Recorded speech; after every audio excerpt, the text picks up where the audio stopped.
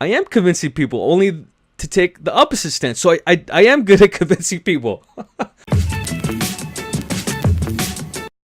I've had many different instances in my life where someone is wrong, and no matter what you do, no matter how you present that information, no matter how logical or how precise you are in telling them, hey, this is wrong. You made a statement, and that statement is wrong because XYZ. And then after presenting that information, they still refuse to change their mind. You can't force anyone to do anything. That's one of the harder lessons that I've learned throughout my life. You can't force anyone to do anything. Right? If you threaten someone, right? If you have, I don't know, if you're going to threaten someone, hey, I need you, give me your money or I'm going to hurt you. That person still has a choice. It's not a good choice, but they have a choice. They could essentially want, let's say someone that, that knows how to fight, maybe they'll rather do that instead. It's an extreme example, but essentially you can't force anyone to do what you want. They always end up having a choice. So in an argument, I've found that no matter how well you place your facts, this person, there's something stopping this person from actually understanding what it is that you're doing. And it's funny because everyone's had arguments, right? I mean, I'm not going to say that I've never been wrong, which I have been. And even in these situations, I had to have been right. Just sounding, it might sound kind of conceited. But let's just say that I point out everything saying, hey, this is why you're wrong. And here's this point and this point and this point. And this argument, this style of me trying to convince someone it never really works. That might be wrong. Maybe sometimes it does work. I just don't get as upset about it as when it doesn't. But when it doesn't work, it's frustrating. And it's not I've noticed it's not just the person's intelligence. Right? Because I've talked to some really intelligent people, but no matter what I say, it just does not convince them, even though they are wrong. So there's two people, right? There's people that are really smart, and maybe some people that aren't as smart. I know that sounds mean to say. I'm not saying that I'm smart, but you have the same issue. They just will not understand. They refuse to understand what it is you're saying. So I don't think it has to do anything with being smart or not.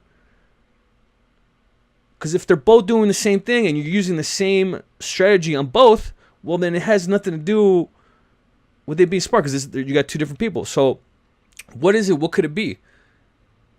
And when I think back, when I shut my eyes and I try and think back to these specific situations, I notice that, well, it's a heated situation. It's heated. There's emotions just moving around. Everyone's real upset. That's got to be it. It's got to be anger. It has to be anger. Because how could they be so set on saying that they're right when it's obvious? You've had this argument with people. I've had it. That person is wrong. Why can't they understand? They're so mad. They're so angry that it doesn't let their mind, their higher functioning brain, they don't have access to it. All they have is access to the baser instincts of anger. Just angry. Anger, man. Anger. And there's no way of going around anger. Even if you do maybe calm down a little bit and then try and bring it up, if they level rage up to more anger again, well, then you can't really get through them. So I decided to maybe try this out, and I've talked to many different other people, not about the whole anger thing, but I bring up something controversial and to see where they're at. And it's interesting. There's some people will bring something up, and they'll immediately you can see that change in their face. Like, I'll say something else, they get one of these, and I'll go, oh, there's the anger. They're not ready to hear this. Then there's other people where they go, huh, okay, I can see you. I can see what's going on there. No anger, right? That anger shield is up or it's down. And so now that I have this little piece of information, I know how to perhaps convince people one way or another, hopefully. Right? I had this thought. This is a few years ago. I was thinking, man, I I don't have the ability to convince anyone to do anything. This is at the same time where I was still kind of learning that you can't make anyone do anything.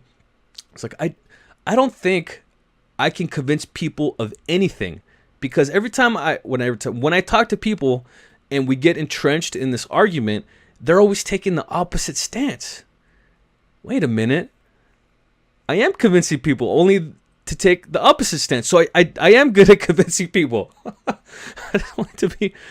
I convince people to fight against my argument, right? And the more you entrench yourself in your argument, the more they dig their heels in too. So you're both kind of, you're not moving, right? You've had this argument with someone. No matter what you say, what you do, they just dig in deeper. Okay, so here's a few strategies. Here's one. If I want to talk to somebody about something controversial, bring it up a little bit, gauge where they're at. And if they're going to be angry, then I know that my message isn't going to come through. So I could decide just to not do it. I say, no, forget it. I'm not even going to try, because it just ain't going to work. We're just going to spend 20 minutes. We're going to be angry, and then that's it. We're just going to split ways. Or I could take the opposite argument on purpose, hoping to start a fight with them. 10 minutes into the argument, go, there it is, and go, haha, just joking. I'm really on your side. And there you go. There's a good way of convincing someone.